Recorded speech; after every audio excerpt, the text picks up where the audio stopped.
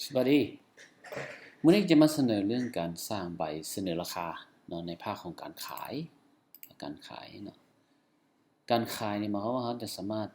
สร้างเราสามารถเบิ่งในภาคตัวนี้เนาะเบิ่งซ้ายมือการขายหลังจากนั้นก็มี invoice เรื่อง customer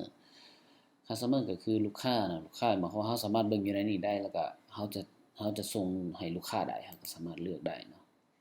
เห็นบ่ตัวนี้ถือว่าสร้างใบเสนอราคาจากนี้เลยเราฮู้ว่าลูกค้านี้ตัวอย่างคลิกตัวบนนี้เนาะ สร้างใบเสนอราคาเนาะ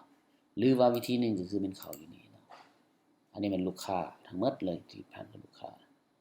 โคดก็คือใบเสนอราคาในนี้เขาก็สามารถเลือกลูกค้าได้ตัวอย่างเขาเอาลูกค้านี้เนาะแล้วก็ธรรมดาเขาจะมีอีเมลก็จะขึ้นมาถ้าเขาสร้างไว้เลยนะแล้ววันที่ expire ของ quotation เป็นวันที่ใดเขาสามารถเลือกอย่างนี้ตัวอย่าง2 อาทิตย์ อันนี้ถือว่าเป็น shipping date เขาคาดคะเนว่าจะมีการแล้วก็มี tracking number ของเขา quotation number ก็สามารถใส่ได้เป็นของเขาเองหรือว่ามันจะแลนเป็นออโต้เลยก็ได้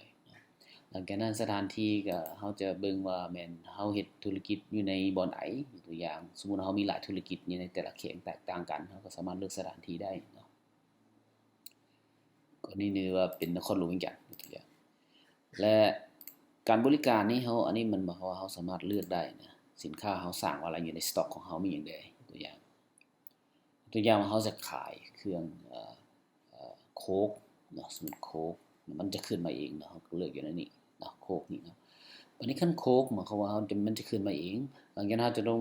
เลือกประเภทธุรกิจเนาะประเภทธุรกิจแม่นเขาจะเบิ่งว่าการขายโค้กเป็นธุรกิจ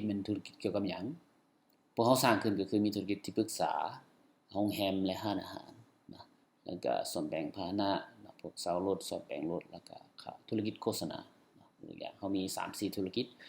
ถ้าขายโค้กมันจะเกี่ยวกับธุรกิจโรงแรมเนาะโรงแรมพวกขายเครื่องอยู่ในมินิบาร์พวกนี้เนาะเขาก็เลือกอยู่ในนี้ตัวนี้สำคัญเพราะว่าถ้าเฮาใส่บ่ถูกมันจะบ่เข้าในธุรกิจของเจ้าแล้วบ่สามารถรายงานได้ถูกต้องเนาะฉะนั้นจึงต้องได้ใส่ให้ถูกต้องเนาะยกตัวอย่างว่าจำนว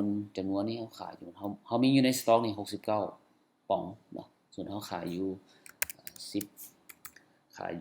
10ป๋องนะเอาเขียน10ป๋อง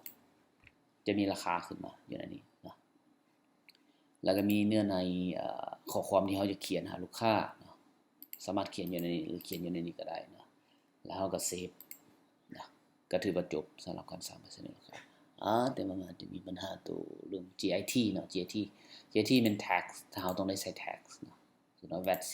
10%แล้วก็เซฟนะก็ถือว่าเข้าในบันทึกบัญชีเรียบร้อย